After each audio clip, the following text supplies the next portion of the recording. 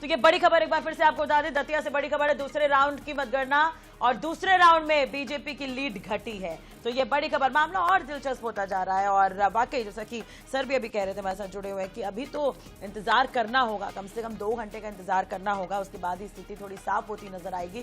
फिलहाल तो अभी काउंटिंग चल रही है और एक के बाद एक रुझान सामने आ रहे हैं। पल पल की अपडेट लगातार हम आपको INS 24/7 पर दे रहे हैं। तो भाजपा की बढ़त जो है वो घटी है। दूसरे राउंड में कांग्रेस 219 वोट से आगे। तो हमारे साथ खास मेहमान भी जुड़ गए, उनसे हम बातचीत कर लेते हैं। निशांत बिसेन जी हमारे साथ जुड़े हुए हैं, भाजपा प्रवक्ता। कमलेश साहू जी हैं, कांग्रेस प्रवक्ता, हमारे साथ जुड़े हुए हैं। गौरव चतुर्वेदी जी हमारे साथ, वरिष्ठ पत्रकार, जुड़े हुए हैं। सबसे पहले तो निशांत जी, आपके पास ही मैं आना चाहूंगी, किस तरह से देख रहे हैं अब दूसरे राउंड का भी रुझान जो है वो सामने आ गया है सर?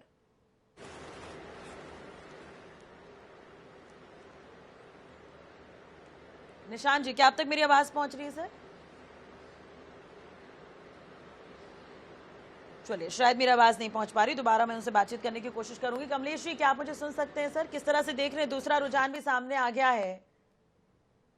जी जी जी बिल्कुल। देखिए, पहला जो रुझान आया था उसमें भारतीय जनता पार्टी के लोग बड़ी खुशी जाहिर कर रहे थे और मैं बार बार कह रहा था, इसके पहले भी जब मैं अभी बोल रहा था, इसके पहले मैं यही कह रहा था कि अभी धीरे धीरे देखिए होता है क्या। 15वें राउंड तक आप देखिए कांग्रेस पार्टी ही विजय होगी, जैसा हमारे आदरणीय अध्यक्ष जीतू पटवारी जी दावा कर रहे हैं। हम सारे लोग कांग्रेस पार्टी के सिपाही दावा कर रहे हैं। आप देख लीजिए, अभी 5वें राउंड के बाद और समझ में आएगा। भारतीय जनता पार्टी को दतिया की जनता नकार चुकी है, प्रदेश की जनता भी भारतीय जनता पार्टी के षड्यंत्र को समझ चुकी है। इस बात को भारतीय जनता पार्टी स्वीकार है ना स्वीकार है वो अलग बात है, लेकिन दतिया के मतदाताओं ने इस बात को स्वीकार कर लिया है। ठीक है। भारतीय जनता पार्टी के भ्रष्टाचार, भारतीय जनता पार्टी की तानाशाही, भारतीय जनता पार्टी की गुंडागिर्दी, भारतीय जनता पार्टी का भ्रष्टाचार, भारतीय जनता पार्टी का कुशासन, इस बात का प्रमाण है, वो दतिया में आपको देखने मिलेगा। चलिए, अभी तो दूसरा ही रुझान है, अभी तो एक के बाद एक और भी रुझान सामने आएंगे। निशांत जी, क्या अब तक मेरी आवाज पहुंच रही है सर? जी बिल्कुल बिल्कुल बिल्कुल निशांत जी, दूसरा रुझान जो सामने आया है उसमें कांग्रेस कुछ वोटों से आगे है, बढ़त थोड़ी घट गई है बीजेपी की। जी देखिए, बात राष्ट्रीय जी पहले और दूसरे राउंड की बिल्कुल ठीक है। आपने कहा हम एक अभी 965 वोटों से हम अब तक की मतगणना में आगे चल रहे हैं और मेरा पूरा विश्वास है कि दतिया की जनता ने सुशासन के पक्ष में, गुड गवर्नेंस के पक्ष में वोट किया है और हम एक अच्छे मार्जिन के साथ दतिया का उपचुनाव जीतने जा रहे हैं। अगर समग्रता से देखा जाए तो भारतीय संगठन के भाव के साथ, सामूहिकता के भाव के साथ इस इलेक्शन को लड़ा और हम दतिया की जनता को ये विश्वास दिलाने में सफल रहे कि भारतीय जनता पार्टी ही दतिया का विकास कर सकती है। 2 दशक पहले दतिया की क्या स्थिति थी? भारतीय जनता पार्टी के सरकार में दतिया आज विकास के पंख लगाकर उड़ रहा है। जहां पहले बस स्टैंड भी ठीक नहीं हुआ करता था, वहां आज एयरपोर्ट है। तो दतिया की जनता इस बदलाव को साफ तौर पर महसूस कर पा रही है।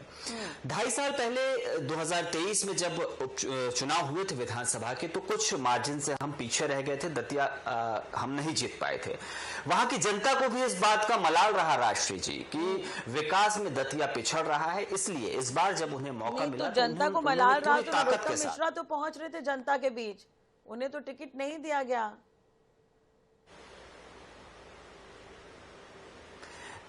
जी मैं कह रही हूँ, नरोत्तम मिश्रा जी तो जनता के बीच जा रहे थे, तैयारी तो उन्होंने पूरी की थी। आप कुछ पूछ रही हैं? हाँ, मैं आपसे ये पूछना चाह रही हूँ, आपने कहा कि इससे पहले राजेंद्र भारती चुनाव जीते, यानी कि कांग्रेस की हो गई सीट, नरोत्तम मिश्रा हार गए। उसके बाद नरोत्तम मिश्रा लोगों के बीच पहुंचे तो नरोत्तम मिश्रा थे लोगों के बीच, लेकिन टिकट तो आपने तिवारी जी को दे दी। एक है आशुतोष तिवारी जी, एक है नरोत्तम मिश्रा जी का जब साथ मिला तो वो 11 हुआ और डॉक्टर मोहन जब साथ आए तो वो 111 हुआ। हमारी भारतीय जनता पार्टी सभी के भरोसे से ये चुनाव जीत रही है। इसमें डॉक्टर नरोत्तम मिश्रा जी का भी पूरा का पूरा योगदान है, उन्होंने बखूबी इस चुनाव का संचालन किया। तो ये भारतीय जनता पार्टी है जहां सभी मिलकर चुनाव लड़ते हैं। आप कांग्रेस से ये सवाल पूछिए कि वो क्यों अंतरकलह में डूबी हुई है और क्यों हार के नतीजे से 12 घंटे पहले अपने पूर्व प्रत्याशी को, पूर्व विधायक को इस्तीफा देने के लिए मजबूर कर रही है। हमारे कमलेश जी, हाँ, सुबह क्या हुआ सर, इतनी हड़बड़ी क्यों थी? रिजल्ट आने देते शाम तक। देखिए, हमारी पार्टी में मैं पहले भी कई बार ये कह चुका हूं है, लोकतांत्रिक पार्टी है, अपनी अपनी बात रखने का तरीका होता है। हमारे निर्णय लेने में यदि हमारी पार्टी ने कुछ घंटे पहले निर्णय लिया है तो ये कोई आश्चर्यजनक बात नहीं है। भाई जो हमें परिणाम के बाद लेना था वो मैंने पहले ले लिया। यदि हमारे प्रत्याशी ने कोई शंका जाहिर की है राजेंद्र भारती जी के खिलाफ, तो प्रत्याशी की बात से सहमत होकर पार्टी ने निर्णय लिया है। अभी आप देखिएगा कि अभी चुनाव का परिणाम जब आएगा और भारतीय जनता पार्टी के कितने भीतरघाती नेता हैं, उन सब का इस्तीफा होगा और उन सबको निष्कासित किया जाएगा। ये हमारे निशांत जी भी यही देखेंगे, हम भी यही देखेंगे। लेकिन उनकी पार्टी में तो एक्शन नहीं हुआ ना, एक्शन तो आपकी पार्टी में हुआ सुबह सुबह आज। देखिए एक्शन हमने लिया है, जो हमें बाद में लेना था वो अभी ले लिया है, इसमें कोई बड़ी बात नहीं है। कांग्रेस को नजर आ रहा था कि कहीं ना कहीं कुछ गड़बड़ी हुई है। देखो हो सकता है कोई गड़बड़ी हुई हो, इसको तो अगर गड़बड़ी हुई है तो जीत को लेकर आश्वस्त कैसे हैं फिर आप इतना? बिल्कुल आश्वस्त हैं, बिल्कुल आश्वस्त हैं। देखिए दतिया की जनता कोई भी कुछ कितना भी गड़बड़ कर ले, भारतीय जनता पार्टी कितना भी षड्यंत्र कर ले, मैं खुद उस चुनाव में रहा हूं, एक भी व्यक्ति ऐसा नहीं मिला जिसने आशुतोष तिवारी के लिए हाँ भरी हो। एक भी व्यक्ति ऐसा नहीं मिला जिसने कहा हो कि हमारी जिम्मेदारी तो लेकिन नरोत्तम जी संभाल रहे थे ना चुनाव की, जिम्मेदारी तो उनके हाथों में थी, महत्वपूर्ण जिम्मेदारी उनके हाथों में थी आशुतोष जी को जिताने के लिए। महत्वपूर्ण जिम्मेदारी थी। मैंने खुद देखा जब डॉक्टर मोहन यादव जी आए थे 27 तारीख को वहां दतिया में, तो नरोत्तम मिश्रा जी को वो बुला रहे थे मंच से, लेकिन नरोत्तम मिश्रा जी जा नहीं गए थे, वहीं खड़े थे। ठीक है निशांत जी, उनको धक्के देकर लोग ले जा रहे थे। इस बात से समझ में आता है कि अंतरकलह कहाँ चल रहा है। भारतीय जनता पार्टी में जो अंतरकलह था वो उजागर था, पब्लिक के सामने था, और ये टिकट घोषित होने के बाद समझ में आ गया।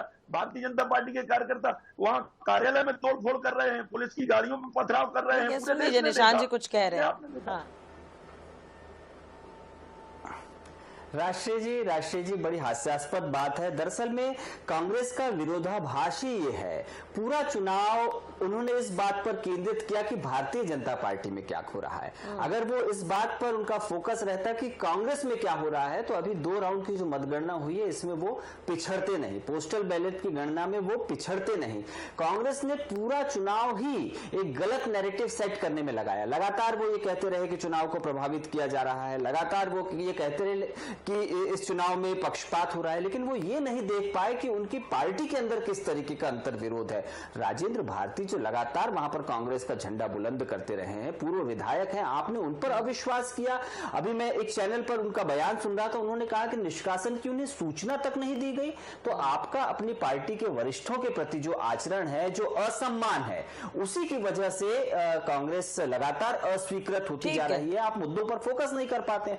मैं तो पूरी भरोसे के साथ, पूरी जिम्मेदारी के साथ ये कहता हूं राष्ट्रीय जी कि हम 24/7 365 दिन जनता के बीच होते हैं। आप किसी भी दिन भी चुनाव करवा लीजिए, हम उसके लिए तैयार होते हैं, और इसका नतीजा दिख रहा है। अभी 2 राउंड की मतगणना हुई है, आप तीसरे राउंड का थोड़ी देर में आप नतीजा सुना ही तो कौन कौन से मुद्दे हैं ऐसे निशांत जी जिस पर इतना कॉन्फिडेंट है आप लोग कि ये चुनाव तो हम जीत जाएंगे या वापसी कर लेंगे इस सीट पर? मैं बिल्कुल, हाँ, वो इसी दतिया एक गांव की तरह की शक्ल लिए होता था, एक छोटा सा कस्बा था आज से 15 से 20 साल पहले। लेकिन जब भारतीय जनता पार्टी 2008 से यहां पर जीतने लगी, तो आप दतिया की सड़कें देख लीजिए, दतिया के बाजार आप देख लीजिए, दतिया का विकास आप देख लीजिए, इंफ्रास्ट्रक्चर आप देख लीजिए, बहुत सी चीजें हैं। आपको जब इतना काम हुआ था तो 23 में फिर सीट क्यों चली गई? महसूस कर पा,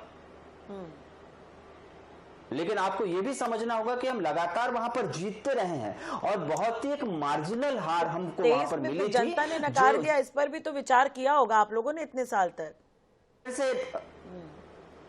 जी, जनता ने नकार दिया इससे पहले चुनाव में, तो कुछ तो विचार किया होगा इस पर। मैं सुन नहीं पाया। मैं कह रही हूँ जैसे अब 2023 में जब इतना काम हुआ तो 23 में जनता ने, हाँ, प्रत्याशी हमारे जीतते रहे, उसके बाद हो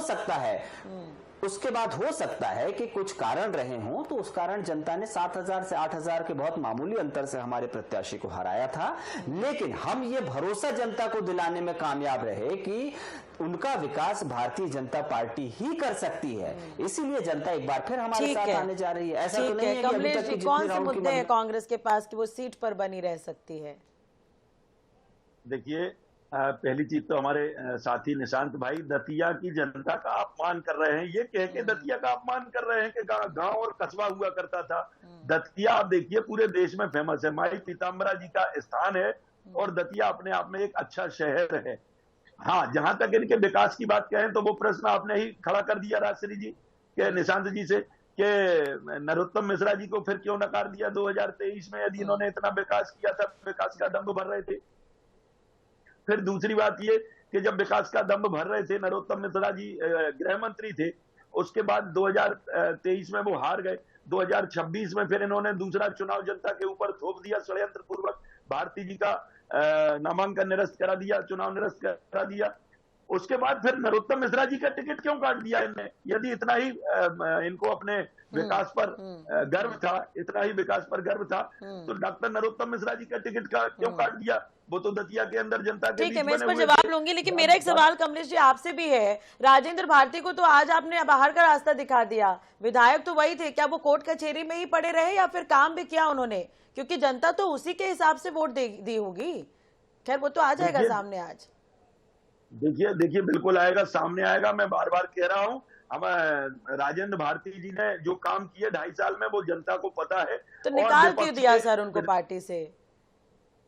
देखिए अभी परिस्थिति मैंने आपको पहले बताया, ठीक है, वो पार्टी के लिए लॉयल नहीं रहे ये आप लोग कह रहे हैं, लेकिन वो जनता के लिए कितना लॉयल रहे ये तो आप लोग ही बताएंगे ना। बिल्कुल जनता के लिए, जब तक वो सिटिंग एमएलए रहे, जनता के लिए बिल्कुल लॉयल रहे उन्होंने। जब लॉयल थे तो रुक जाते शाम तक। देखिए रुकने की बात जहां तक है, हमारे प्रत्याशी घनश्याम सिंह जी के पास जो भी प्रमाण रहे हो, उनने केंद्रीय नेतृत्व के सामने वो प्रमाण रखे होंगे। घनश्याम भारती जी ने राजेंद्र भारती जी ने कहीं चूक की होगी लास्ट के 2-3 दिनों में, क्योंकि 28 तारीख तक उनका रवैया कहीं से कहीं तक कुछ नहीं लगा। लेकिन 28 और 29 और 30 में जो भी उनके पास प्रमाण रहे हो, उनके आधार पर पार्टी ने निर्णय लिया। ठीक है, देखिए जनता के लिए कहां से लगा और कैसे लगा वो तो आज तय हो जाएगा शाम तक। निशान जी कुछ कह रहे थे। जी निशान जी।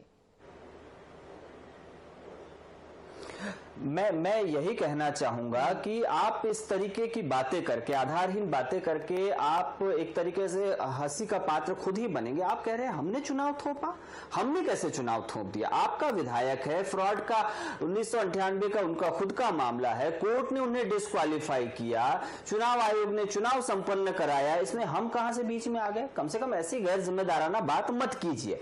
दूसरी बात, हार की हताशा से बचने के लिए, ठीकरे फोड़ने के लिए सिर तलाशे जा रहे हैं, इसकी शुरुआत हो चुकी है। नतीजों से 12 घंटे पहले जिस तरीके से राजेंद्र भारती को अपमानित करके कांग्रेस ने बाहर का रास्ता दिखाया है, बेआबरू करके अपने कूचे से बाहर का रास्ता दिखाया है, तो इससे बड़ा असम्मान कुछ नहीं हो सकता। ये स्पष्ट संदेश है, स्पष्ट संकेत है कि कांग्रेस को ये इनपुट मिला अपने सोर्सेज से कि हम इलेक्शन हारने जा रहे हैं, और इसलिए उन्होंने एक सिर तलाशा। वो सिर था राजेंद्र भारती जी का। तो मुझे उनके साथ बड़ी संवेदना है कि एक वयोवृद्ध नेता जिन्होंने अपना जीवन का एक बड़ा हिस्सा कांग्रेस के संघर्ष के लिए दिया, उन्हें इस तरीके से ये सवाल तो फिर निशान जी आपसे भी होगा, नरोत्तम मिश्रा को क्यों नहीं मौका दिया सर? सारी परीक्षाओं में बैठने का मौका नहीं दिया, ये तो परीक्षा थी उनकी एक और। नरोत्तम मिश्रा जी को भारतीय जनता पार्टी से जो सम्मान मिला है, जो यश मिला है, वो किसी से छुपा नहीं है। वो मध्य प्रदेश के हमारे बड़े नेता हैं और उनके नेतृत्व में हमने चुनाव लड़ा है। कोई भी एक मौका ऐसा नहीं आया जब उन्हें अपमानित किया गया। वो भारतीय जनता पार्टी के लिए, हमारे लिए बहुत ही, हमें इस बात का गर्व है कि हमारे वरिष्ठ नेता हैं जिन्होंने अनेक अवसरों पर हमारा नेतृत्व किया है। इस चुनाव में भी उन्होंने नेतृत्व किया, और मैंने तो अपनी बात की शुरुआत ही इस बात से की थी कि आशुतोष तिवारी जी एक हैं।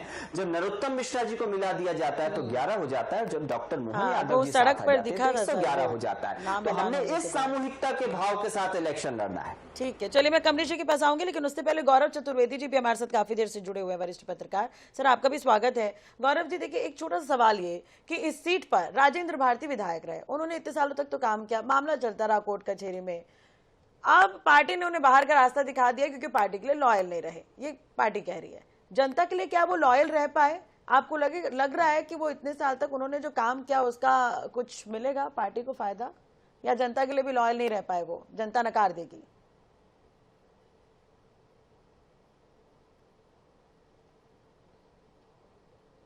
गौरव जी अनम्यूट कर दीजिए सर, आपकी आवाज आ जाएगी फिर। में जो दो महत्वपूर्ण चीजें रही, उसमें से एक रहा टिकट वितरण का विवाद और दूसरा रहा घात प्रतिघात और भीतर घात।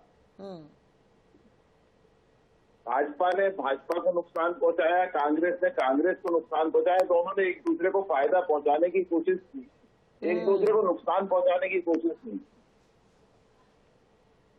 चाहे बाकी दतिया की बात कर लें, जिस तरीके से टिकट वितरण किया गया, वो टिकट वितरण सवाल खड़े कर गया, पार्टी की अंदरूनी कलह को बाहर कर गया। तो एक कारण तो ये रहा। दूसरा, जो राजेंद्र भारती जी की आप बात कर रहे हैं, तो राजेंद्र भारती जी ने जो किया और जिन परिस्थितियों में किया, वो ऐसा नहीं है कि आज की बात है। मैं खुलकर कोई बात नहीं कह पा रहा हूँ, लेकिन जो सूत्रों से हमको जानकारी मिलती रहती है, दतिया चुनाव जीतने के बाद भी राजेंद्र भारती के और भारतीय जनता पार्टी के मुख्यमंत्री के संबंधों की कहानियां बाहर आती रहती थी, अक्सर आती रहती थी, कोई एक दिन की बात नहीं थी। और उसका सबसे बड़ा कारण था कि नरोत्तम मिश्रा को किसी भी तरीके से मजबूत नहीं होने देना है। और जब नरोत्तम मिश्रा को मजबूत नहीं होने दिया गया, तो नरोत्तम मिश्रा जी ने घनश्याम सिंह जी को मजबूत करने का काम शुरू कर दिया। तो ये जो वोटिंग हुई है, वो ट्रेंड आपको दिखाई भी दे रहा है कि किस तरीके से थर्ड फोर्थ दतिया में एकदम से उभर कर सामने आई है। तो जब पूरे राउंड की गणना हो जाएगी, तो परिणाम स्पष्ट हो जाएगा कि किसकी मदद किसको फायदेमंद रही। और ये बहुत दिलचस्प रहेगा देखना, और उसके बाद जो चर्चा होगी ना, वो ज्यादा दिलचस्प रहेगी। खैर, इस पर जो आपने बड़ी बात कही है, मैं बिसेन जी से इस पर जवाब चाहूंगी।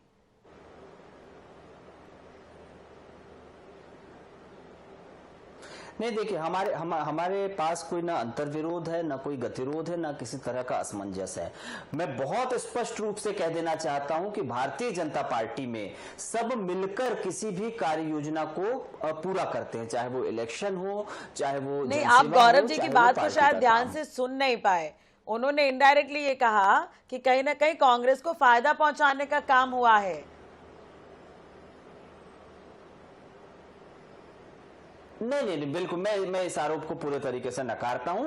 ऐसा हमारे दल में होता ही नहीं है। हमारे दल में हम सिर्फ खुद को, अपने पार्टी को, अपने कार्यकर्ताओं को मजबूत करने के लिए कार्य करते हैं। और वही इस चुनाव में भी हुआ, जिसका रिजल्ट आपको यहां दिख रहा है। गौरव जी कुछ कह रहे हैं कि तीसरे राउंड में भारतीय जनता पार्टी आगे हो गई है।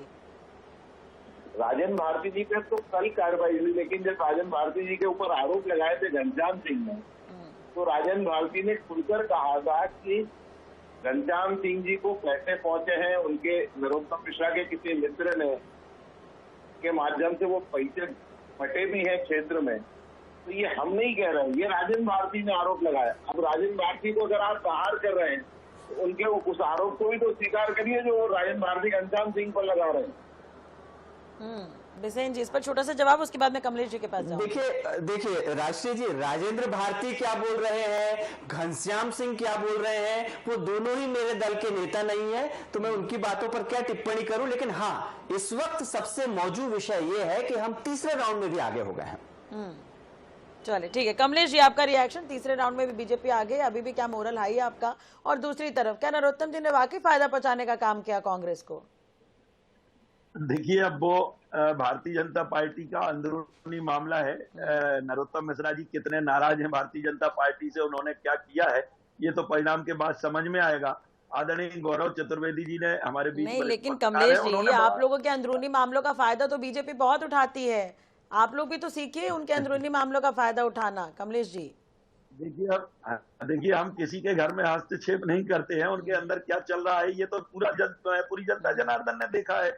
नरोत्तम मिश्रा जी को जब पार्टी से निष्कासित किया, तो इनके अनुशासन की धज्जियां उड़ गई। पार्टी का एक एक कार्यकर्ता, आप सोचिए, भाजपा विहीन हो गया था दतिया। सारे पदाधिकारियों ने, जनपद जिला अध्यक्ष से लेके और पोलिंग बूथ तक के इनके कार्यकर्ताओं ने इस्तीफे दे दिए थे।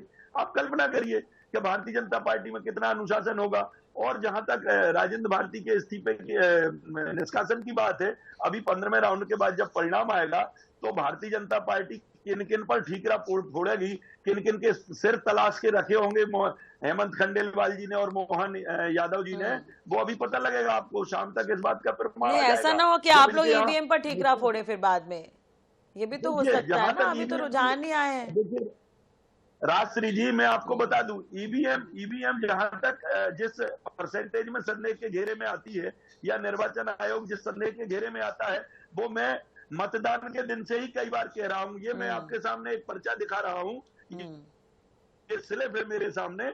178 नंबर पोलिंग बूथ पर जो C17 फार्म हमें दिया जाना चाहिए था, वो फार्म नहीं दिया गया एजेंडे ने, सॉरी पीठासीन जो अधिकारी होते हैं उनसे सारे लोगों ने बहस की। वहां के लोगों जो एजेंट बैठे थे उन्होंने कहा कि C17 का जो फॉर्मेट होता है वो देना चाहिए, इसमें मशीन का नंबर होता है, लेकिन ये पावती नहीं दी गई। ये मेरे सामने रखिए, 178 नंबर पोलिंग बूथ का मामला है। ठीक है सर, देखेंगे इस पर, आगे बात करेंगे। तो बड़ा अपडेट है, वो भी आपके लिए भी इंपॉर्टेंट है ये जानकारी। वैसे तो तीसरे राउंड में भी बीजेपी को बढ़त, जैसा कि अभी निशांत जी जानकारी भी दे रहे थे, तीसरे राउंड में बीजेपी को बढ़त मिल गई है। हालांकि अभी हमारे साथ कमलेश जी लगातार जुड़े हुए हैं, कह रहे हैं कि अभी तो और भी राउंड बाकी है। तो बीजेपी प्रत्याशी आशुतोष आगे चल रहे हैं। दतिया में विधानसभा उपचुनाव की काउंटिंग जारी और लगातार पल पल की अपडेट हम INS24/7 पर आपको दे भी रहे। तो तीसरे राउंड में बीजेपी की बढ़त, ये बड़ी खबर हम आपको बता रहे हैं। दूसरे राउंड में थोड़ा बहुत बदलाव था, लेकिन अब ये तीसरे राउंड की अगर हम बात करें तो भाजपा प्रत्याशी आशुतोष तिवारी की बढ़त जो है वो बरकरार है। ठीक है, दोबारा से एक बार फिर से कमलेश जी के पास में आना चाहूंगी। कमलेश जी, ऐसा ना हो कि नौबत फिर से आ जाए, ईवीएम पर आप लोग ठीकरा फोड़े। आप अभी वो दिखा भी रहे हैं एक जो कागज, तो कंप्लेन तो आप लोगों ने की होगी इस पर? बिल्कुल कंप्लेंट की है। आप देख लीजिए, इसमें ये जो मैं आपके सामने रिसीप्ट दिखा रहा हूं, इसमें कहीं से कहीं तक ना मशीन नंबर लिखा है। ये पोलिंग नंबर दतिया के 178 नंबर पोलिंग की रिसीप्ट है, पीठासीन अधिकारी ने। आप देख लीजिए, स्क्रीन पर दिखाई दे रहा है। इसमें ना कहीं कोई ऐसी सील प्रमाणित कर रही है, इसमें केवल महिला वोटर और पुरुष वोटर दिखाए गए हैं। ये प्रश्न चिन्ह लगते हैं कहीं ना कहीं। ये गलतियां जो पीठासीन अधिकारी या निर्वाचन आयोग के कर्मचारियों द्वारा की जाती है। चलिए, आपने कंप्लेन की है, जांच होगी इस पर, लेकिन कांग्रेस हमेशा तैयार रहती है इस पर बात करने के लिए शुरुआत से। क्या पहले ही भाप जाते हैं क्या आप लोग कि गड़बड़ी हुई है इसलिए भारती जी को हटा दिया, परिणाम आपके फेवर में नहीं आ रहे हैं, तो चलिए ईवीएम पर हम बात करेंगे अब? नहीं, ऐसा कुछ नहीं है। परिणाम इन सारी गलतियों के बाद भी हम लोगों को सारा पूरा विश्वास है। दतिया की जनता, आप देखिए, अभी 15वें राउंड तक आने तो दीजिए। अभी कोई 3 राउंड खुले हैं और ये एरिया जहां के ये राउंड आए हैं, ये भारतीय जनता पार्टी के हैं। अभी दतिया का चुनाव निस्संदेह दतिया की जनता जीतेगी, कांग्रेस पार्टी जीतेगी, घनश्याम सिंह जी जीतेंगे। इस बात का प्रमाण आपके सामने होगा। ठीक है गौरव जी, अभी तीसरा रुझान जो सामने आया तीसरे राउंड का, बीजेपी अपनी बढ़त बरकरार रखे हुए, क्या कहेंगे इस पर, आपका रिएक्शन? नहीं, देखिए, कई बार चलिए शायद अब अनम्यूट करेंगे तो आपकी आवाज आएगी सर, एक बार फिर से। मैं इलाकों की पेटियां खुलती हैं, तो कई बार एक पार्टी विशेष को महत्व देती हुई दिखाई देती है, और जब अंतिम परिणाम आता है तो वो परिणाम या तो मार्जिन कम हो जाता है, एकदम से बड़ा मार्जिन जो शुरू में रहता है वो आखिरी में कम हो जाता है, या शुरू में कम हो वो बढ़ जाता है, या फिर हार जीत का फैसला बहुत लिमिटेड वोटों के आधार पर होता है। इसलिए अभी बहुत कुछ कहना जल्दबाजी होगा, क्योंकि किन क्षेत्रों की पेटियां खुली हैं वो इम्पोर्टेंट रोल प्ले करता है। दूसरी बात, जो मार्जिन है वो मार्जिन कोई इतना बड़ा नहीं है कि उसको रिकवर नहीं किया जा सके। तो भाजपा अभी आगे चल रही है, आगे भी आगे चल सकती है, लेकिन किसी भी राउंड में जाकर वो आगे पीछे का जो रोचक मुकाबला होता है वो हमें थोड़ी देर बाद देखने को मिलेगा। चलिए बिसेन जी, अभी आप सुन रहे थे कमलेश जी को, आपका रिएक्शन उस पर सर? जी हाँ, मैं एक ही बात कहूंगा राष्ट्रीय जी कि हम हर नतीजे को बहुत विनम्रता से स्वीकार करने वाले लोग हैं, चाहे वो जीत हो चाहे हार हो। यही डेमोक्रेसी के प्रति हमारी जो आस्था है उसको दृढ़ बनाता है। मैं बिल्कुल इस बात से सहमत हूं कि अभी ये शुरुआती राउंड है, आगे पीछे होने का सिलसिला चलता रहेगा। लेकिन अगर हम इसे थोड़े विश्लेषण के तौर पर देखें, जैसे अभी चर्चा चल रही थी कि ये कौन से क्षेत्र हैं, तो इसमें वो सीतापुर मंडल भी है राष्ट्रीय जी, जहां पर हम कभी नहीं जीते।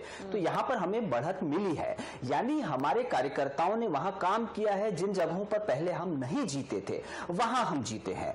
हो सकता है लीड किसी राउंड में आगे हो, किसी राउंड में कमजोर हो, किसी राउंड में ज्यादा हो, लेकिन ये बातें बहुत ज्यादा प्रभावित नहीं करती हैं। हम अंततः जीतने जा रहे हैं और दतिया की जनता का विश्वास हमें मिल रहा है। ये हमारे लिए बहुत प्रसन्नता का विषय है। हमारे कार्यकर्ताओं की मेहनत को ये सार्थक बनाता है। चलिए, अब जिस तरह से आश्वस्त है यहाँ पर कमलेश जी, बिसेन जी अभी काफी आश्वस्त हैं, तो इससे तो वो भी बताना चाह रहे हैं कि अभी जो कांग्रेस की सरकार रही, वहां पर कांग्रेस के पास ये सीट रही, तो कांग्रेस ने कुछ नहीं किया वहां पर, इसलिए जनता बीजेपी को वापस चाह रही है। कांग्रेस पार्टी वहां जीत रही है। निशांत जी बड़े आश्वस्त है, ये अच्छी बात है और पार्टी के प्रति आश्वस्त होना भी चाहिए। पूछा तो कोई तो मुद्दा बताइए जिसके आधार पर आप कहेंगे कि जीत रही है पार्टी वहां पर।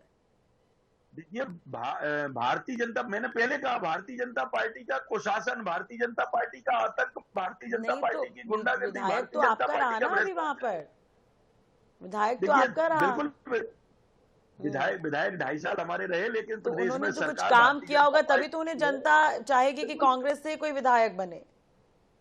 बिल्कुल बिल्कुल किया है। जो भी काम किए हैं वो जनता के सामने हैं। और मैं पहले भी कह चुका हूं कि भारतीय जनता पार्टी के कुशासन और भारतीय जनता पार्टी के भ्रष्टाचार के खिलाफ वोटिंग हो रही है, भारतीय जनता पार्टी की गुंडागर्दी के खिलाफ वोटिंग हो रही है। दतिया की जनता भारतीय जनता पार्टी के कार्यकर्ताओं से कितनी परेशान है, कितनी दहशत में है, कितना वहां हर संस्था में भ्रष्टाचार होता है, ये वहां ग्राउंड पे जाके आप पता करिए। नहीं तो 2.5 साल तो विधायक आपके रहे, मैं तो बार बार आपसे यही पूछ रही हूँ, 2.5 साल तो विधायक आपके रहे, तो उनके पास तो मौका था। फिर जनता ने तो बड़ी उम्मीदों से चुना ना, कद्दावर नेता हारे और उसके बाद उन्होंने कांग्रेस को सीट में बिठाया। बिल्कुल बिल्कुल, राजेंद्र भारती जी ने कांग्रेस के विधायक रहते हुए जो भी विकास के काम किए वो दतिया के सामने हैं। अब विपक्ष का विधायक कितना क्या कर सकता है वो आप भी जानती हैं। और भारतीय जनता पार्टी किस तरीके से दमनकारी नीति अपनाती है, जहां भी कांग्रेस का विधायक होता है वहां के कांग्रेस के कार्यकर्ताओं। आप ये कह रहे हैं कि आपका विधायक जो रहा वो पार्टी के लिए लॉयल नहीं रहा लेकिन जनता के लिए लॉयल रहा। लेकिन आप ये भी तो देखिए, नरोत्तम मिश्रा भले ही चुनाव हारे लेकिन उन्होंने जो संवाद किया है लोगों के घर घर जाकर, क्या उसका परिणाम अगर बीजेपी को मिल गया तो? देखिए, नरोत्तम मिश्रा जी ठीक है, वहां से मंत्री रहे, विधायक रहे, तो वो संपर्क में थे लोगों के। यदि वो संपर्क में थे तो भारतीय जनता पार्टी ने उनका टिकट क्यों काट दिया? भारतीय जनता पार्टी को अंदरूनी वहां की न्यूज कहीं ना कहीं मिल रही होगी कि ये संपर्क में तो हैं लेकिन वहां से जीतने की स्थिति में नहीं है। भारतीय जनता पार्टी की नीतियां वहां लागू नहीं है। भारतीय जनता पार्टी ने जो बड़े बड़े दम यहाँ निशांत जी कह रहे हैं कि इतना विकास किया, ये विकास किया, वो सारा कहीं ना कहीं जनता को लाभ नहीं मिला होगा। तब तो नरोत्तम मिश्रा जी की टिकट इन्होंने काटी और भारतीय जनता पार्टी के कार्यकर्ता जो डॉक्टर नरोत्तम मिश्रा को चाह रहे थे वो सब सड़कों पर उतरे और भारतीय जनता पार्टी का अंतर्कलह सामने आया। ये सब हमने देखा, आपने देखा है। तो आपके यहाँ भी तो मनभेद की स्थिति होगी, तभी तो आप लोग को एक्शन लेना है। दोनों ही पार्टियों में अपनी जगह चीजें हैं। बिसेन जी, इस पर छोटा सा जवाब, उसके बाद मैं गौरव जी के पास जाऊंगी। देखिए, ये इतनी सारी जो बातें आ रही है, मुझे लगता है ये सब कांग्रेस को जनता के बीच करने चाहिए थे। बड़ा लंबा समय मिला था चुनाव प्रचार के लिए, तो वहां पर व्यापक तरीके से अपना पक्ष नहीं रख पाए हमारे कांग्रेस के साथी। इसीलिए अब जब नतीजे आ रहे हैं तब इन विषयों को उठा रहे हैं। लेकिन मैं आपको आश्वस्त करता हूं कि हम दतिया की जनता के हर मुद्दे को बहुत गंभीरता से एड्रेस करते रहे हैं, कर रहे हैं और करते रहेंगे। यही विश्वास दिलाने में हम कामयाब रहे हैं। तो अभी समय बताएगा, अभी तो तीन ही चुनाव हमने देखा। हाँ, बिल्कुल। गौरव जी कुछ कह रहे थे। नहीं, मैंने इस बात को आपसे शुरू में ही कह दिया कि सिर्फ 3 राउंड हुए हैं, किसी तरह की जल्दबाजी में नहीं है हम, किसी तरह की जल्दबाजी में नहीं है हम। लेकिन आप इसे एक इशारे के रूप में तो ले सकती हैं। 3 राउंड भी अगर हुए हैं, एक वोट से भी कोई दल आगे है, तो कृपया इस बात को समझा जाए कि हमने कुछ किया होगा तभी तो हम यहाँ पर आगे बढ़ रहे हैं। बिल्कुल ठीक है। गौरव जी, बस एक ही बात कि निशान जी से पूछना चाहता हूं कि जीत का श्रेय किसे देंगे और हार का श्रेय ठीकरा किसके माथे फोड़ेंगे, ये महत्वपूर्ण बात रहेगी। जीते या हारे वो परिणाम जो भी हो, लेकिन सबसे महत्वपूर्ण रहेगा जवाबदारी कौन लेता है और उस जवाबदारी को कैसे निर्वहन, चाहे वो जीत हो चाहे हार हो। बिसेन जी, जीत का श्रेय भारतीय जनता पार्टी में हमेशा ही संगठन की शक्ति, कार्यकर्ताओं के समर्पण और सामूहिकता को दिया जाता है। मैं आशान्वित हूं कि हम वहां पर जीतेंगे सर, और आपको थोड़ी देर बाद आप ही हमें ये बताएंगे कि भारतीय जनता पार्टी वहां जीत रही है। लेकिन हार का ठीकरा किसके माथे फोड़ेंगे ये और बता दीजिए। मैं चाहता हूं कि हम अगर आशावादी बने रहें सभी अपने अपने दल के लिए तो ज्यादा अच्छी बात होगी। मैं भारतीय जनता पार्टी का कार्यकर्ता होने के नाते आशावादी हूं कि हमारा दल वहां पर विजयी होगा। चलिए, बहुत सेफ आप इस पर जवाब देते हुए नजर आ रहे हैं। ठीक है बिसेन जी, लेकिन एक चीज और है, देखिए अगर मान के चलिए बारात पूरी सजी लेकिन दूल्हा कोई और चुन लिया आप लोगों ने, अगर इससे नुकसान हो गया तो जनता, जैसे कार्यकर्ता नाराज हुए थे, अगर वैसे अगर जनता नाराज हो गई तो दूल्हा राष्ट्रीय जी, भारतीय जनता पार्टी में बारात दूल्हा इस तरीके की बात नहीं होती है। ये कांग्रेस में होता है जहां पर रेस के घोड़े अलग होते हैं, शादी में नाचने वाले घोड़े अलग होते हैं, और कुछ एक तीसरी भी किस्म है घोड़ों की जो राहुल गांधी ने जिसकी व्याख्या की थी कांग्रेस के लिए, तो वो मुझे अभी एग्जैक्ट याद नहीं आ रहा है। लेकिन हमारे लिए हम संगठन के भाव के साथ काम करते हैं। ये बिल्कुल ठीक बात है, जब किसी स्थापित नेता का टिकट कटता है तो उसके जो कार्यकर्ता हैं वो क्षणिक प्रतिक्रिया देते हैं। यही दतिया में भी हुआ, लेकिन उसके बाद ये हमारे संगठन की शक्ति है कि हमारे शीर्ष नेतृत्व ने जब आह्वान किया कि सभी को भारतीय जनता पार्टी के प्रत्याशी के लिए काम करना है, आप देखिए पूरे प्राणपण से तो कमलेश जी उस समय कह रहे थे, मंच से बार बार बुलाते रहे उन्हें नरोत्तम मिश्रा जी को, लेकिन वो आए नहीं। चुनाव प्रचार के दौरान ये तस्वीर भी देखने को मिली थी। तो नाराजगी क्या अभी भी है या मना लिया गया? कौन सा दृश्य याद आ गया? उस रोड शो में मैं भी दतिया में था। मैंने तो देखा कि नरोत्तम मिश्रा जी शानदार तरीके से उस सारे कैंपेन को लीड कर रहे थे।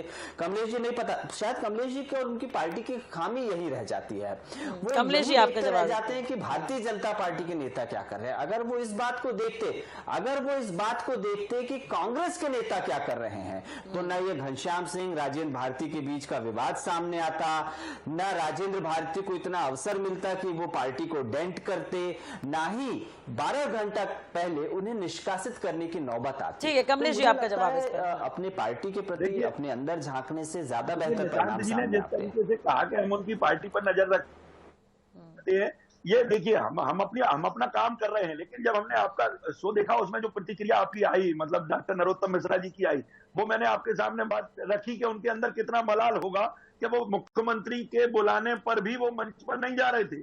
उन्हें एक नेता साथ में लेकर और धक्का देकर ले गए, मतलब मना थपा के ले गए थे। ये बात सामने आई थी, पब्लिक में ये चर्चा थी। ये केवल मेरा कहना नहीं है, पब्लिक ने ये सब देखा है, वहां के लोग कह रहे थे। और जहां तक घोड़ों की बात करी है तो निशांत जी, आपकी पार्टी के सारे घोड़े ध्वस्त हो गए थे। सारे घोड़े मतलब टिकट घोषित होने के बाद सारे घोड़े ध्वस्त हो गए थे, आपने देखा होगा। और ये तो अभी परिणाम 15वें राउंड के बाद जो परिणाम आएगा उसमें आपको समझ में आएगा कि आपके कितने घोड़े काम कर रहे थे और कितने घोड़े काम नहीं कर रहे थे, और किन घोड़ों ने दूसरे के पाले में जाकर काम किया है, ये सब आपको समझ में आएगा। और आप जब कार्रवाई करेंगे, चलिए तो वक्त ही बताएगा कि जनता ने किसे चुना है। जनता भी देख रही है सबको, कितनी रैली हुई, कौन पहुंचा प्रचार करने, किसने क्या किया, किसने क्या नहीं किया। 2023 में भी जनता ने अपना परिणाम दिया था, अब की बारी है, तो इस पर भी नजर बनी रहेगी। बहुत बहुत शुक्रिया आप सभी का जुड़ने के लिए और बातचीत करने के लिए। तो कुल मिलाकर दतिया का क्या फैसला होता है अभी इंतजार करना होगा, लेकिन जो जिस तरह से परिणाम सामने आ रहे हैं वो काफी दिलचस्प नजर आ रहे हैं। और दूसरी तरफ बाकी और 2 सीट हैं, एक सीट गुजरात की, एक सीट बिहार की है, जो दोनों भी इंपॉर्टेंट है। गुजरात की अगर मांजलपुर सीट की हम बात करें तो यहाँ पर बीजेपी आगे चल रही है, लगभग जीत जो है वो तय मानी जा रही है। लेकिन दूसरी तरफ बांकीपुर विधानसभा सीट पर भी काफी दिलचस्प मुकाबला देखने को मिल रहा है। तो इन 3 सीटों पर नजर बनी रहेगी। पल पल की अपडेट लगातार आप देख सकते हैं INS 24/7 पर। बने रहिए हमारे साथ।